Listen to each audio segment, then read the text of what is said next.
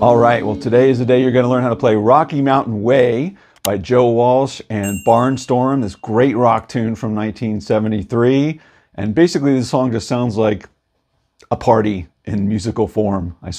Most of Joe Walsh's stuff sounds like that for me. But this has got some great stuff in it. It's got an open E tuning, it's got slide guitar, and it also has Talkbox, which I have. And we'll go through all of those parts today as we spend time on this epic song. Hey, if you haven't done so already and you like this kind of stuff, jump down right now, click subscribe and ring the bell. The bell will let you know every time I drop new content like this, which I do every single week.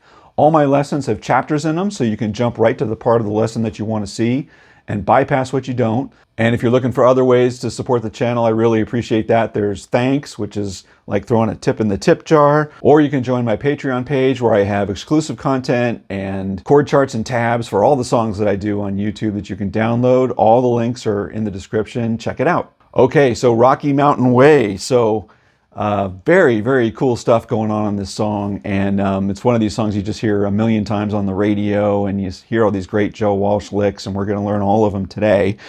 And before we do that, we have to get our guitar tuned to an open E tuning, which is how he's playing this on the record and live. So an open E tuning is just tuning your guitar so that it's the same when you hit all the open strings. It'd be the same thing as if you were fingering an E chord. So all you're doing is tuning 3 strings up differently. So you're going to tune your 5th string up to a B, your 4th string up to an E, and your 3rd string up to a G sharp. So those notes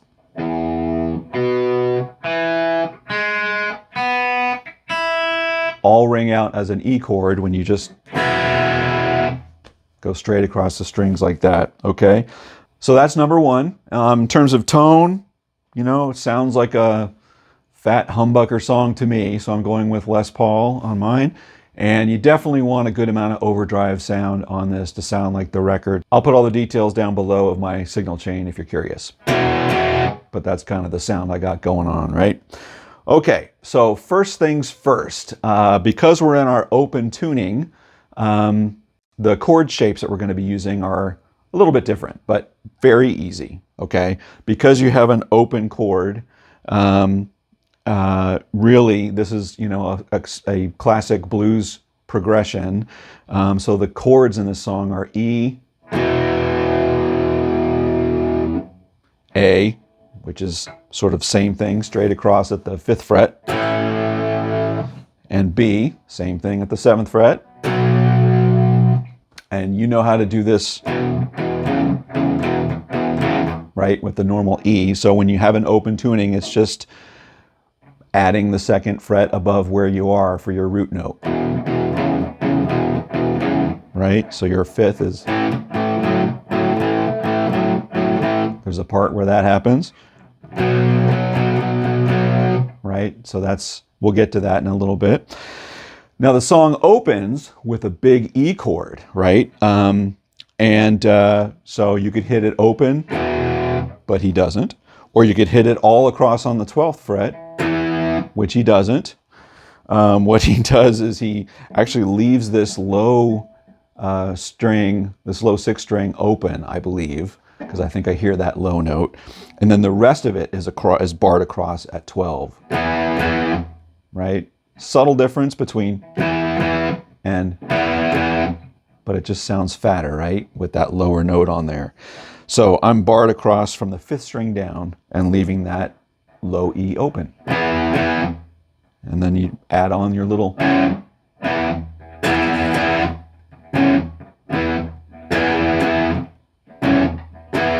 right? So the opening, he does that twice.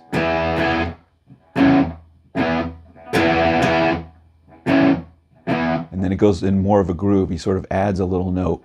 A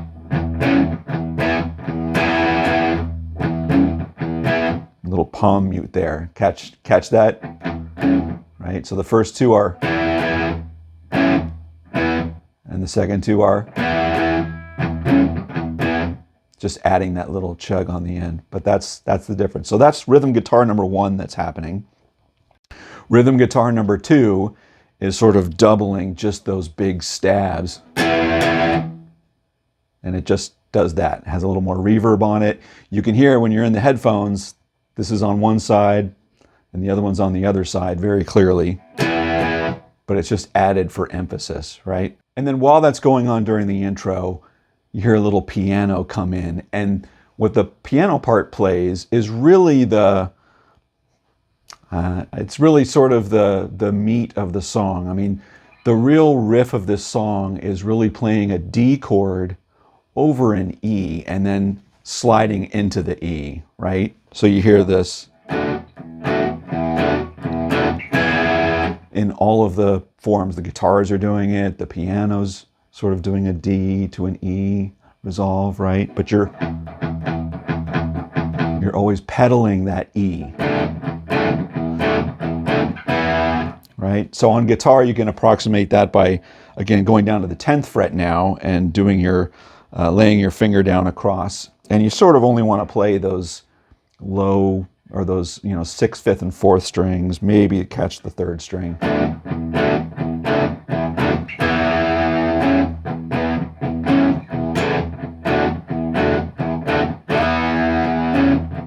You'll see that how you sneak into that 12th.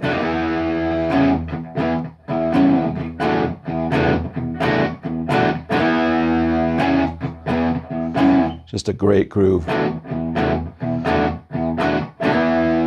So that whole D to E thing, that's sort of the main home base that this song is largely written around, and it's great. So during that whole intro section, the rhythm guitars are doing that. Once the slide comes in, right?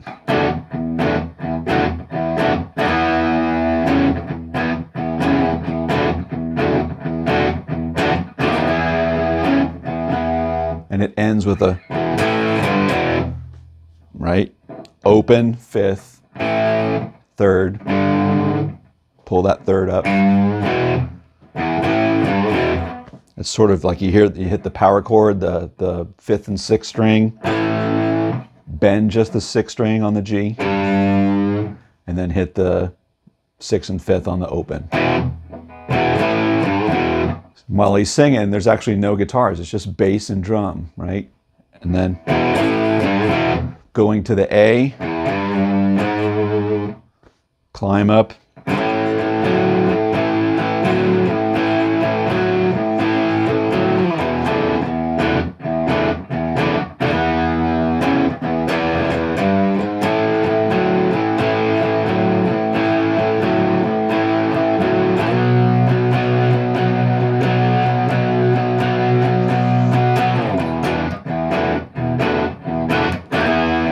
that's rhythm guitar number 1 that's happening. While those changes are going on, there's that second rhythm guitar actually adds the slide on there, playing over the top of that a little bit. Not a lead part, but when it goes to that A, rhythm guitar number 1, rhythm guitar number 2,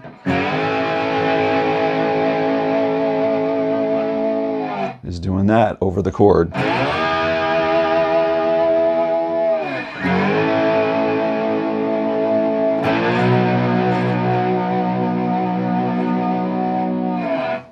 Which brings me to the slide, okay? Talk a little bit about slide technique. So remember, when you're playing slide, and I have to teach myself this every time because I violate this rule. I'm still working on it, right? When you play slide, you actually have to lay the slide on the front end right over the fret wire of the fret that you're going for. Very different from when you're doing fingers on your notes, right? When you're putting your finger down on the note, it's right in the middle of the 5th fret, for example, here. But when you're playing slide, you have to lay it right on the wire. If you put it down here, it's a little flat and just wrong, right? Because that's where the note actually is. Watching Joe play, he uses slide on the middle finger, which I think has a little more ability to control, at least for me. I grew up playing slide on my ring finger because that's what Jimmy Page does.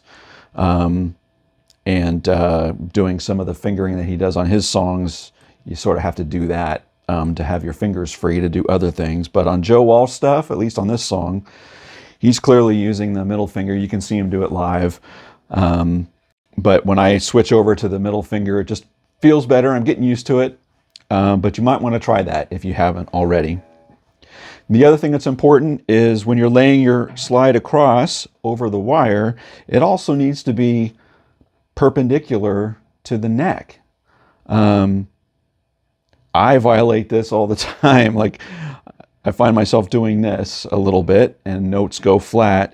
You sort of have to force your wrist, at least I do, a little bit differently than what I'm normally used to. I have to really think about that to keep it in tune to do that. So technique-wise, just think about that. Try it on your middle finger. Make sure you're laying it right over the fret wire. And make sure that it's perpendicular to the neck or parallel to the fret wire, if you want to think of it that way. Lastly, remember, when you hit a note on slide, it tends to sound a lot better, and especially if you're still getting used to landing exactly in the right spot, because it's very unforgiving if you miss, flat or sharp on a note. Just start using your vibrato on that.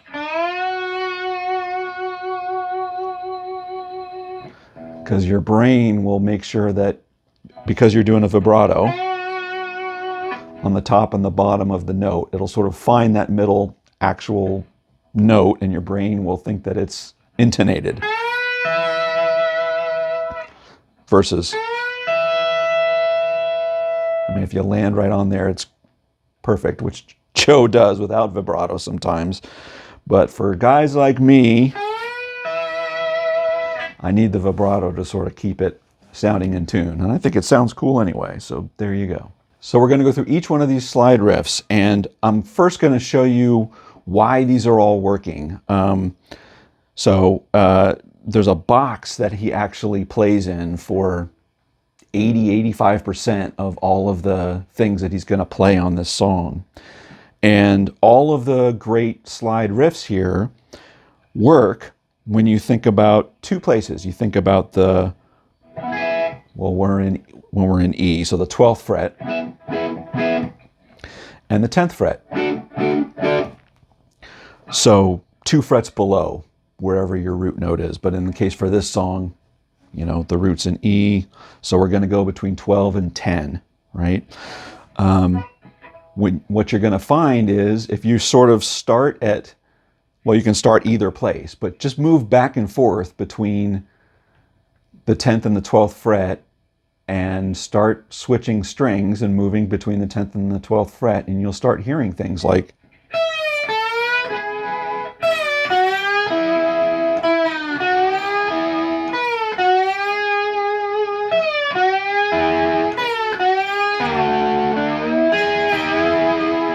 it's like 9 Joe Walsh songs right there, right?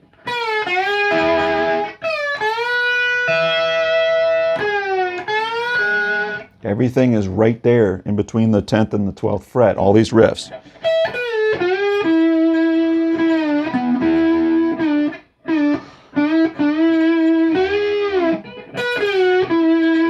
So we're going to learn all of those. So that's sort of 85% of the songs. There's a little bit of an extension off of that you'll see over my shoulder where there's notes sort of up here on the 15th, which we'll learn those licks too. But just know that so much of what we're going to learn is right there. Right in those 2 spots. So get used to playing right there. All right, so let's learn that first intro slide riff that comes in, right? So again, this is over the rhythm guitars that are going.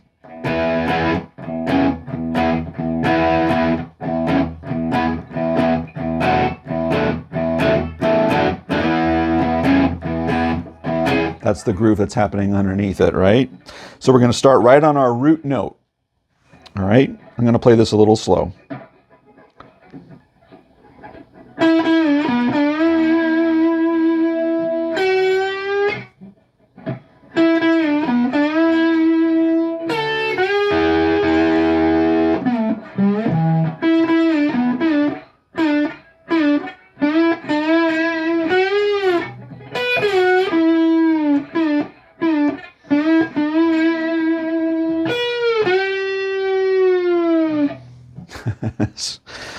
Love how he ended that, right? It's just sort of this, just dragging that down, right? So everything is right there between the 10th and the 12th fret.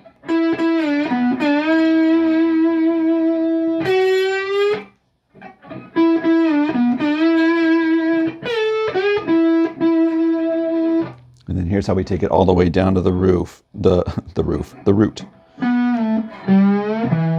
That's going to come up a couple more times during the song, right? You know, if you want to think of the whole scale that's going on here again.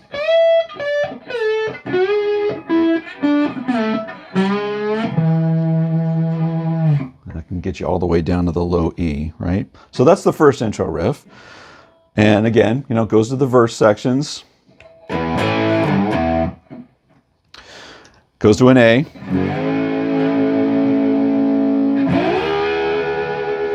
Little transition riff. That one again.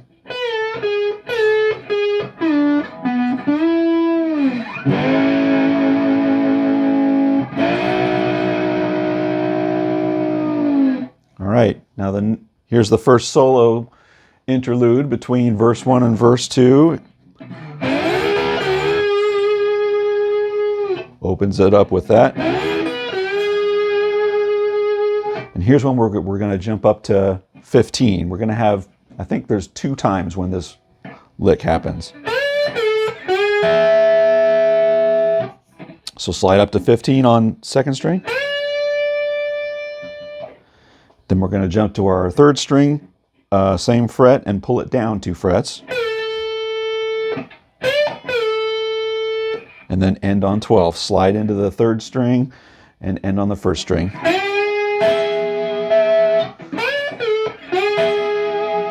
Right? And then end it with.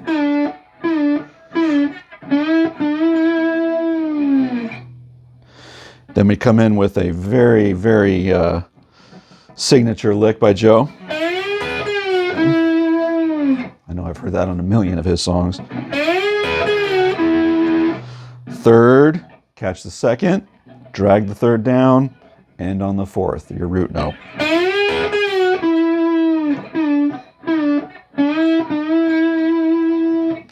Now we're going to jump over to 12, and this little lick's going to be on just the 1st and the 2nd string. Again, just 12th and 10th fret. Right?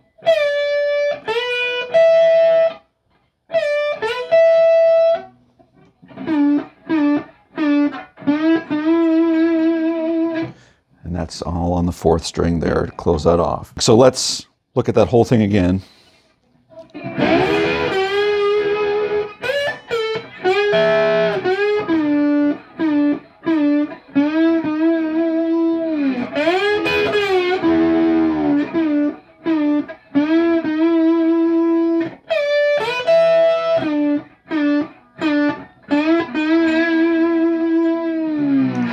Back again. Telling us this and he's telling us that. All right.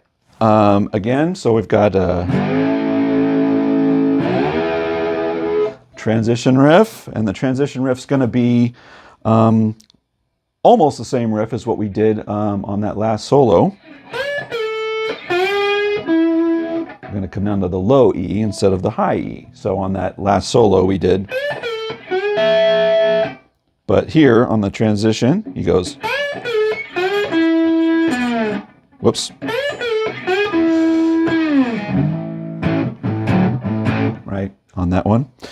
And then we're going to end that verse. And we're going to go into another slide solo after the 2nd verse. This one's going to intro now, emphasizing the 1st and the 2nd strings. So the first one emphasized the 2nd and 3rd string. This one's going to be the 1st and 2nd. Pull it down. Great Joe Walsh trick there. You're sliding into that, what is that? That's a 2nd fret, sort of 2nd in between the 2nd and 3rd.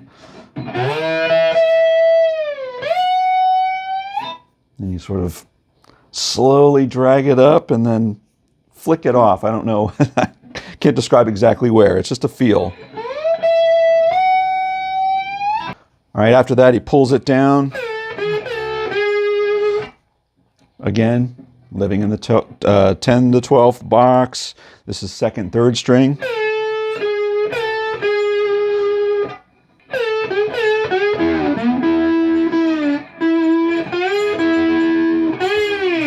Then we're going to do,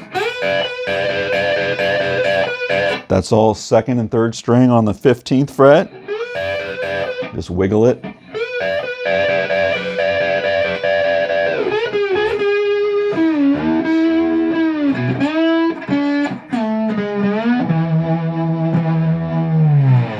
Okay, that one all together.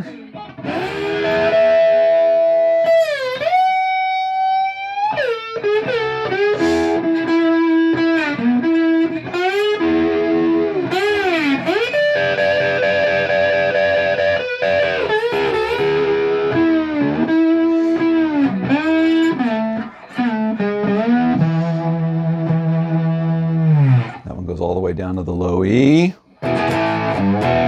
And then it's going to go to the Talkbox section. So let's jump to that. Well, I'm dedicated enough that I bought a Talkbox just to do a video, just to do this lesson and this part of it. And I'm having a lot of fun with this thing. And actually, they're not all that expensive. I'm kind of surprised about that. And actually, if you want to pick one up, there's a link down below where you can get one. Okay, how these things work is you run your guitar, obviously, into this thing.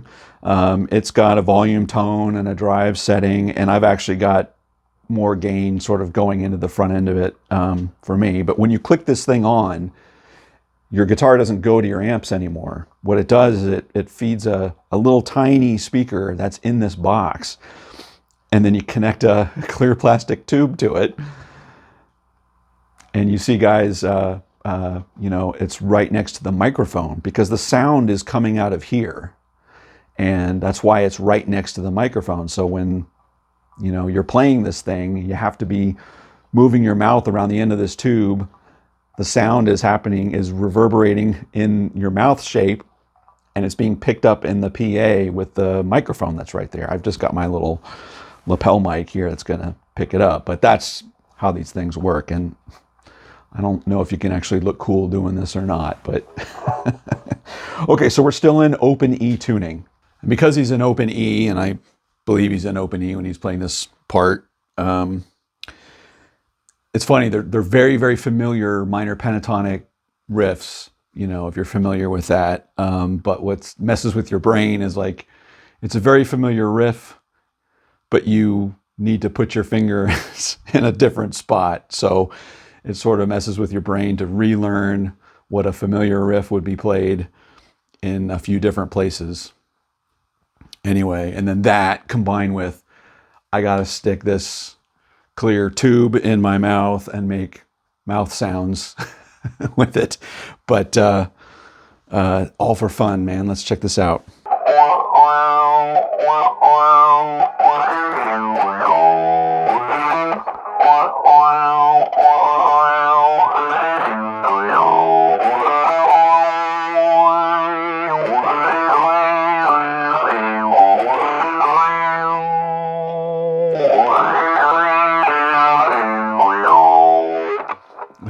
So that's the first part.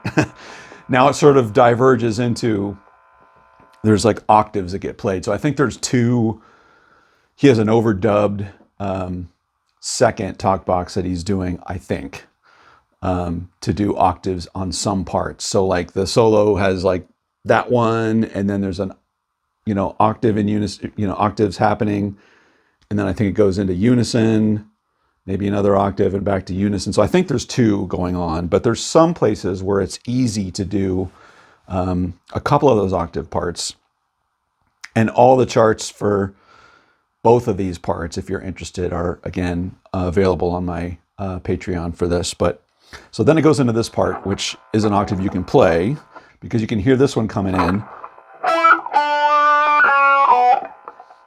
at the same time that you hear. Well, they're both here on the same fret.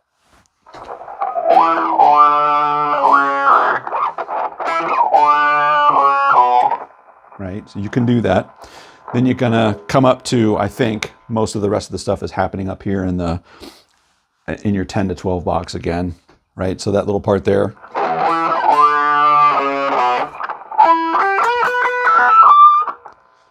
Something like that. One more. And then the rest I'm gonna sort of do up here.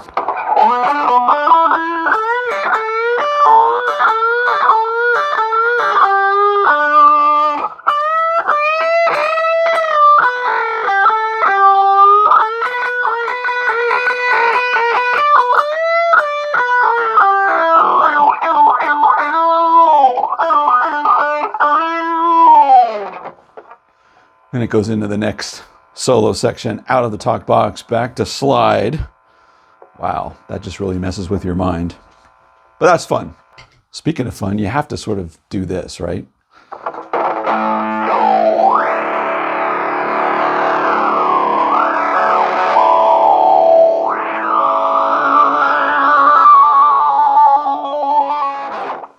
Okay, coming out of the talk box now, we're into a big slide solo again over an A chord now. So we're going to do a couple of different things here.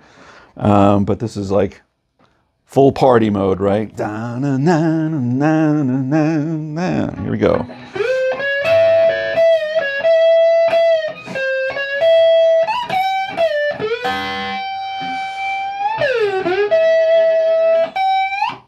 All right, so that's that first part. So that's sneaking in between 16 and 17 on the 3rd and 2nd string.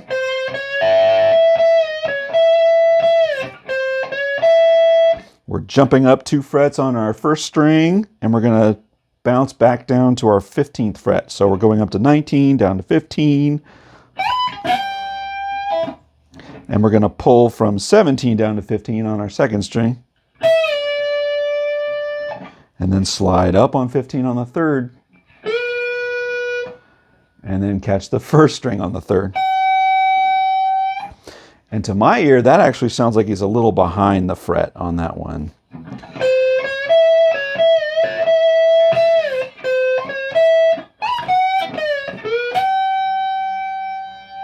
On that one that he sort of holds there. Pull it back down to your 12th fret. Go in again, catch that little 15th fret to bring us back up.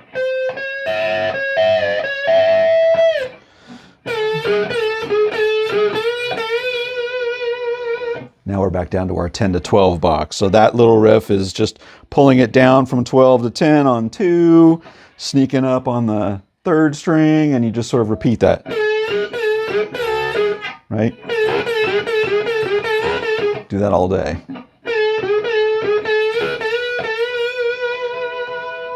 Right?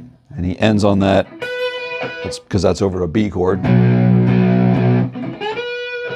3, hits that 4 times. Then we go back to our shaking thing at 15, and you come out of it like we did sort of around that first verse. We do that when we come out of it.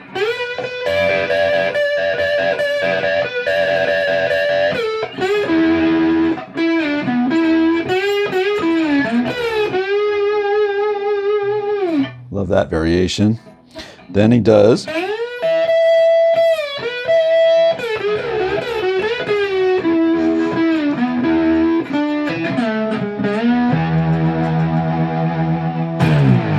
Then we go into our big.